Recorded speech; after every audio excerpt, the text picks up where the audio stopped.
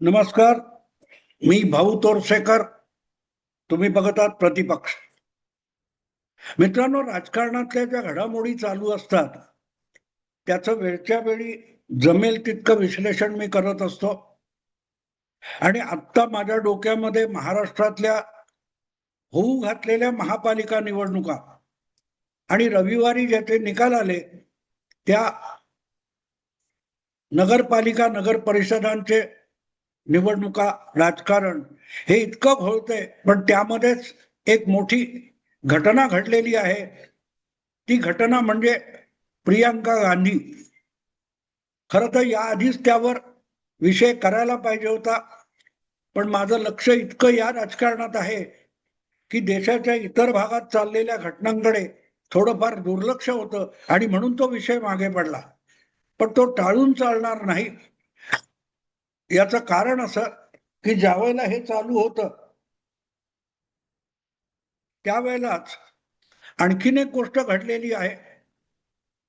ती म्हणजे महाराष्ट्राचे माजी मुख्यमंत्री आणि काँग्रेस नेते पृथ्वीराज चव्हाण यांनी देशाचा पंतप्रधान बदलणार 19 तारीखला आणि त्या जागी मराठी पंतप्रधान येणार अशी भाषा वगैरे वापरलेली होती आणि त्यातून एक खळबळ देशाच्या एकूण माध्यमामध्ये उमटली होती. तसं काही झालेलं नाही आणि होणारही नव्हतं. पृथ्वीराज चव्हाण यांचा हा खुळेपणा आहे हे मी त्यावेळेला सांगून झालं होतं. पण त्याच दरम्यान आणखीन एक दोन घटना घडल्या होत्या आणि त्यापैकी एक घटना म्हणजे अचानक, नेहमीप्रमाणेच पण अचानक, संसदेचं अधिवेशन संपलेलं नसताना लोकसभेचे विरोधी नेते राहुल गांधी अचानक उठले आणि परदेशात निघून गेले. ते कुठेतरी जर्मनीला गेले असं म्हणतात. मग तिथे ओव्हरसीज काँग्रेस वगैरे काय आहे, त्यांनी त्यांचा सत्कार समारंभ वगैरे केला, हे आलंय.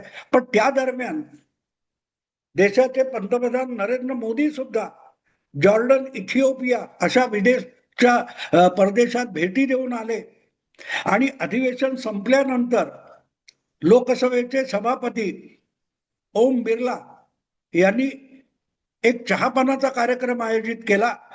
हा कार्यक्रम बहुधा दरवेळेला होत असतो किंवा अधूनमधून होत असतो. पण तिकडे राहुल गांधी हे लोकसभेचे विरोधी नेते असून सुद्धा कधीही फिरकलेले नाहीत. अर्थात संसदेचे असो, लोकसभेचे असो किंवा राजकारणाचे असो, कुठलेही शिष्टाचार आपण पाळायचे नाहीत.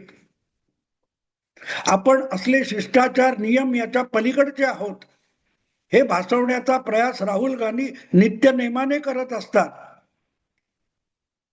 त्यामुळे मग निवडणूक आयोग असो, सुप्रीम कोर्ट असो किंवा आणखीन कुठलाही पर्याय असो, तिथे राहुल गांधी मनमानी करत असतात. आणि म्हणूनच राहुल गांधींनी आधीच्या 2 लोकसभांमध्ये किंवा या लोकसभेच्या काळामध्ये संसदेचे नियम पाळले नाहीत, शिष्टाचार पाळले नाहीत, सभागृहाच्या बाहेरचे शिष्टाचार पाळलेले नाहीत.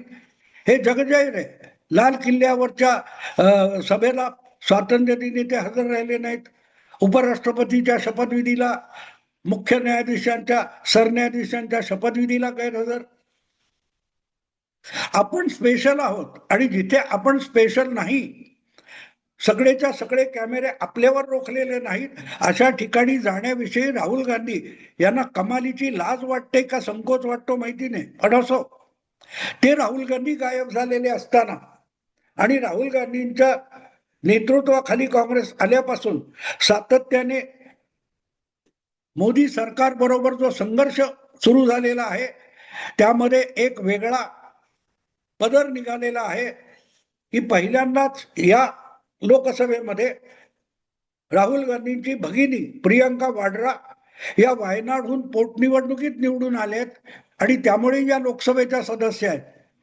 गेल्या 1.5 वर्षापूर्वीच्या लोकसभा निवडणुकीत त्यांनी निवडणूक लढवलेली नव्हती.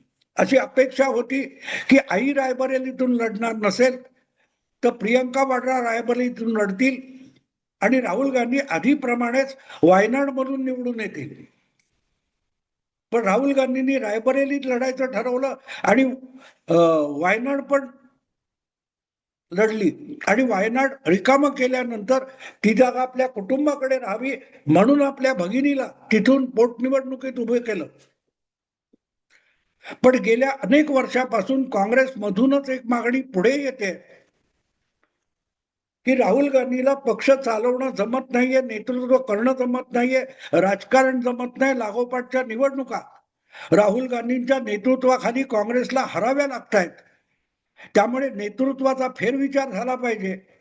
काँग्रेसमध्ये नवनेतृत्व आलं पाहिजे आणि नवनेतृत्व करण्याची क्षमता गांधी परिवारामध्ये राहुल गांधींपेक्षा प्रियंका वाड्रा यांच्यामध्ये आहे, राहुलच्या भगिनीमध्ये आहे.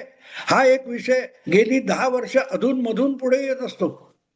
मला आठवतं त्याप्रमाणे 10 वर्षापूर्वी कोणीतरी एक कानपूरला वगैरे एक पोस्टर मोठं लावलं होतं, भाऊ दमलाय तर बहिणीला पुढे आणा, भैया थक गए वगैरे असं काहीतरी.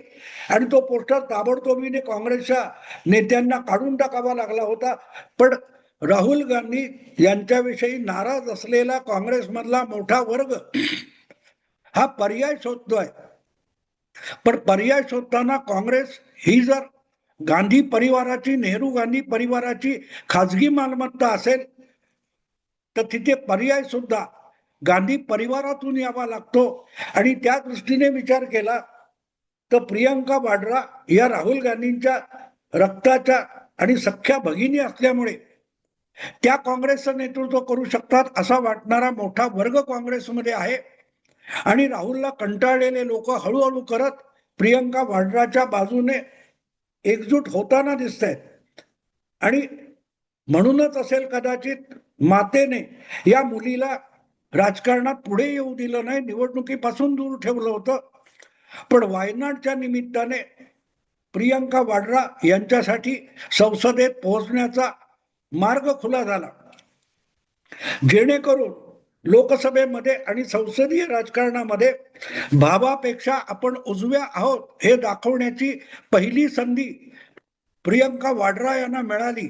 आणि मी म्हणेन की भले त्या उत्तम वक्त्या आहेत की नाहीत बाजूला ठेवा, पण राहुल गांधी आणि प्रियंका वाड्रा यांची तुलना करायची तर आतापर्यंत गेल्या साधारण वर्षभरामध्ये प्रियंका वाड्रा यांचा लोकसभेतला परफॉर्मन्स हा राहुल गांधींपेक्षा उजवा आहे.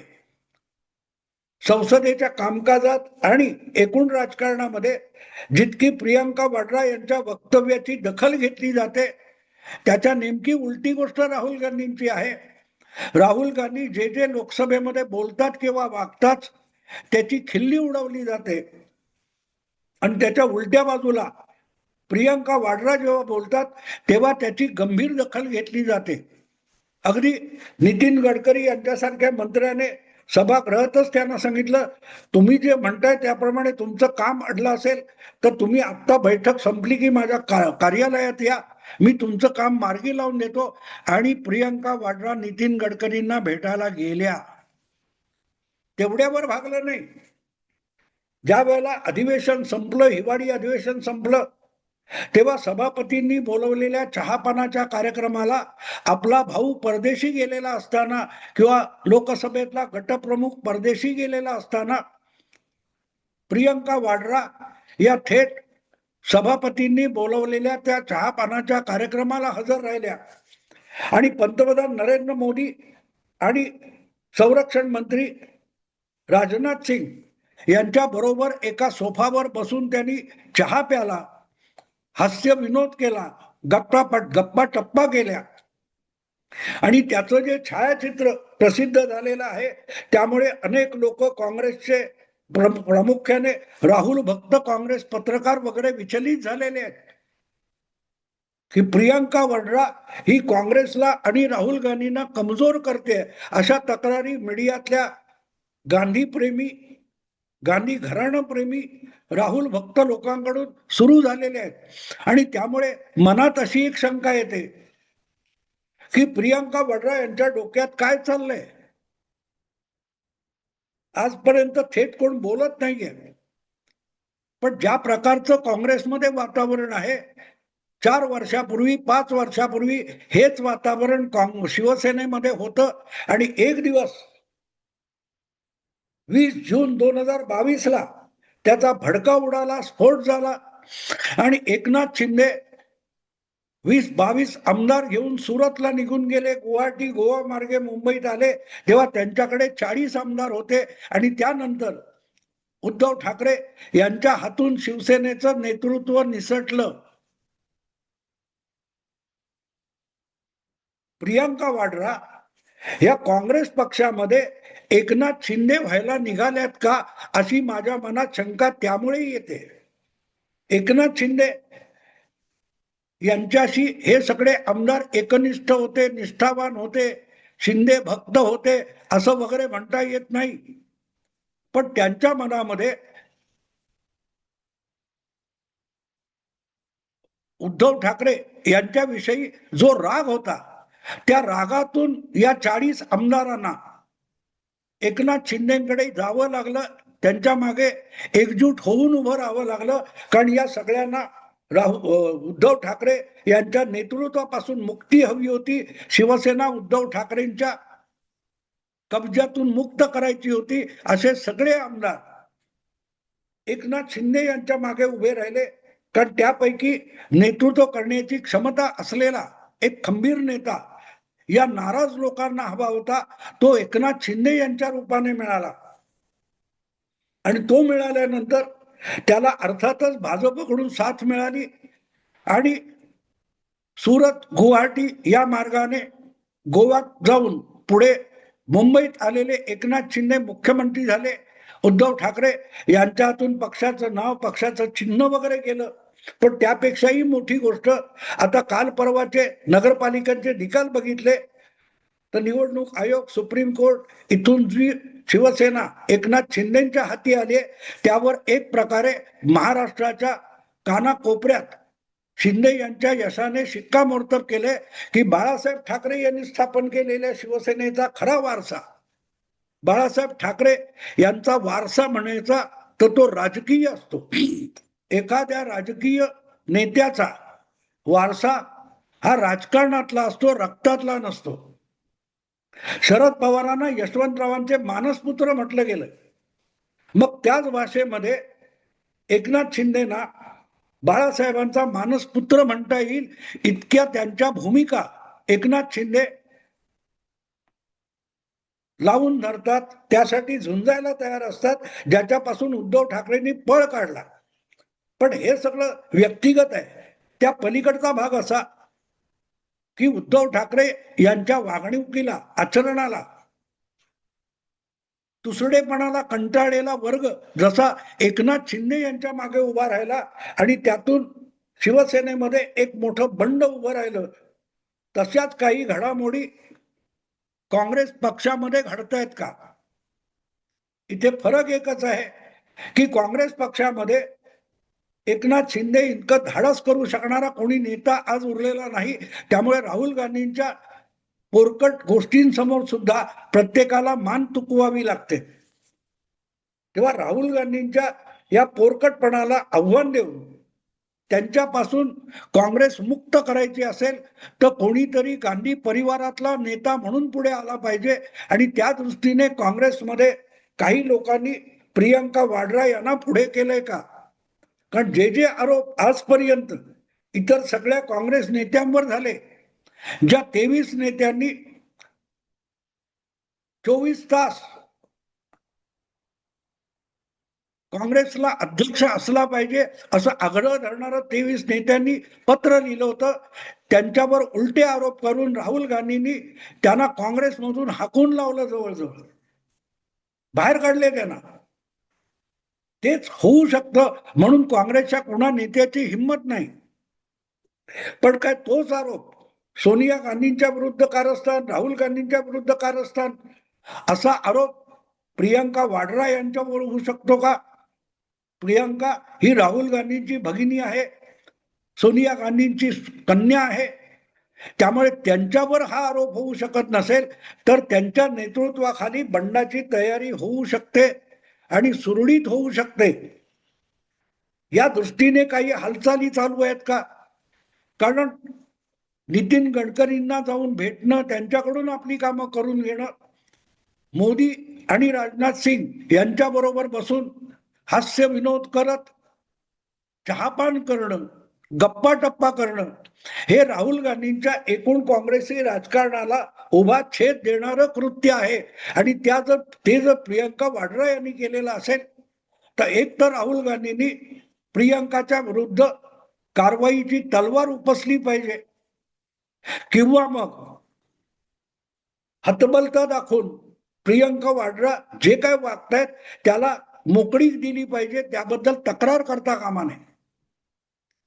हळूहळू करत काँग्रेस पक्षामध्ये आपला एक गट, आपली एक लॉबी निर्माण करण्यासाठी प्रियंका वाड्रा असं वागतायत का, हा जितका महत्वाचा प्रश्न आहे तितकाच त्यांनी गडकरी, राजनाथ सिंग, मोदी यांच्याबरोबर दाखवलेली सलगी किंवा आपुलकी ही गंभीर बाब आहे की त्यांना काँग्रेसच्या अंतर्गत काही नेत्यांनी पुढे केलेलं असलं तरी भाजपचं वरिष्ठ नेतृत्व प्रियंका वाड्रांना ताकद देण्याचा प्रयत्न करते का, हा विचार करणं आवश्यक आहे.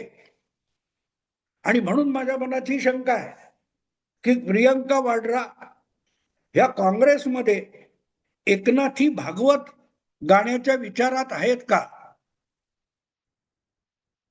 एकनाथ शिंदे यांनी जे शिवसेनेत केलं तेच भाजपच्या मदतीने किंवा भाजपच्या मदतीशिवाय प्रियंका वाड्रा काँग्रेसमध्ये करणार आहेत का, याचा प्रत्येकाने विचार करावा. ज्यांना राजकारणाचा अभ्यास करावा वाटतो, राजकारण समजून घ्यावं वाटतं, त्यांनी याचा विचार करायला हरकत नाही की जितक्या मनमोकळ्या वातावरणामध्ये प्रियंका वाड्रा चहापान करताना, गप्पा टप्पा करतानाच छायाचित्र आले ते अगदी राहुल भक्त आणि कडव्या मोदी विरोधकांना सुद्धा झोंबलेलं आहे. आणि ते झोंबलंय याचा अर्थच काही ना काहीतरी गडबड आहे अशी शंका घ्यायला जागा आहे. आणि म्हणून प्रियंका वाड्रा यांच्या प्रत्येक कृतीवर यापुढे बारकाईने लक्ष ठेवावं लागेल.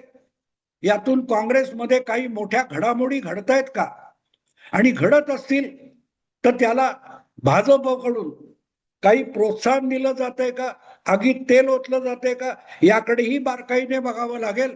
कारण ती गोष्ट राहुल गांधी यांच्या काय तो हायड्रोजन बॉम्ब होता, तो त्यांचाच बॉम्ब त्यांच्या काँग्रेस नेतृत्वाच्या खुर्ची खाली ठेवल्यासारखं होईल. हायड्रोजन बॉम्ब वगैरे शब्द राहुल गांधी वापरतात तेव्हा त्यांना ही गोष्ट माहिती नाहीये की राजकारणातले हायड्रोजन बॉम्ब हे आपल्या सगळ्यात जवळच्या व्यक्तीच बनत असतात. आणि प्रियंका वाड्रा ही तर राहुल गांधींची सख्खी भगिनी आहे. बघू काय होतं ते. थांबतो आता. आवडलं लाईक करा, शेअर करा आणि प्रतिपक्षाला सबस्क्राईब करा. नमस्कार.